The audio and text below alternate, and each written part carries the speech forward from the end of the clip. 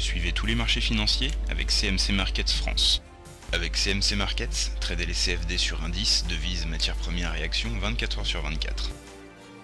CMC Markets, un des leaders mondiaux du trading de CFD Forex depuis 1989.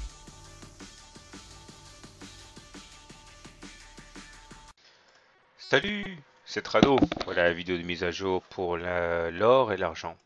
Bon, bah finalement, on voit bien que cette moyenne mobile à 20 séances fait de la résistance, hein. Ça fait quand même 3 séances qu'on vient la provoquer et 3 séances que finalement, hein, elle résiste et elle fait même mieux que résister puisqu'elle provoque un reflux de l'or à chaque attaque haussière. Cependant, regardez un petit peu aujourd'hui, ça semble un petit peu différent. On verra.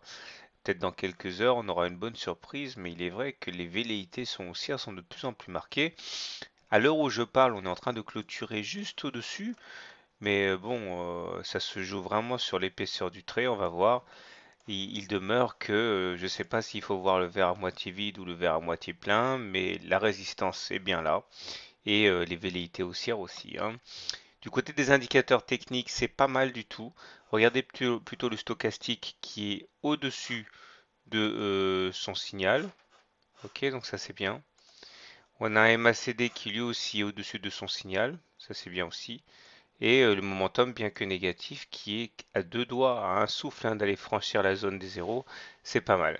En tout cas, hein, rien de positif ne pourra être attendu tant qu'on n'aura pas cassé cet M20, hein. Ça, je m'en suis suffisamment expliqué.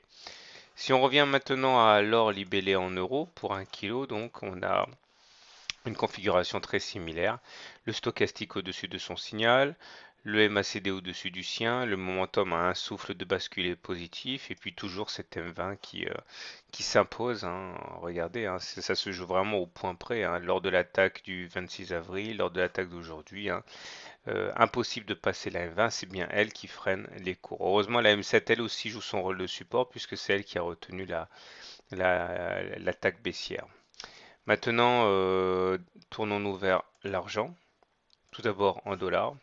On abandonne 0,5% aujourd'hui et on continue à constater, hein, de toute façon ce serait absurde de le nier, une faiblesse par rapport à l'or, puisque là la M20 est quand même relativement à distance, hein, des cours qui n'arrivent pas à venir la solliciter.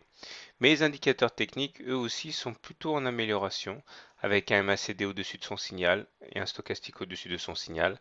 Seul le momentum traîne la patte un petit peu. On va terminer avec l'argent libellé en euros. Là, on abandonne 1% aujourd'hui. Heureusement, la M7 a été là pour recueillir la baisse, mais les indicateurs techniques, là aussi, semblent plutôt en retournement, avec un stochastique au-dessus de son signal et un MACD également. Voilà, donc on tergiverse, hein, clairement. Tant qu'on n'aura pas passé la M20, c'est pas la peine de s'émoustiller, hein. Le plus dur reste à faire, mais il y a des intérêts acheteurs. Voilà, je vous souhaite une bonne journée, de bons trades, et à demain.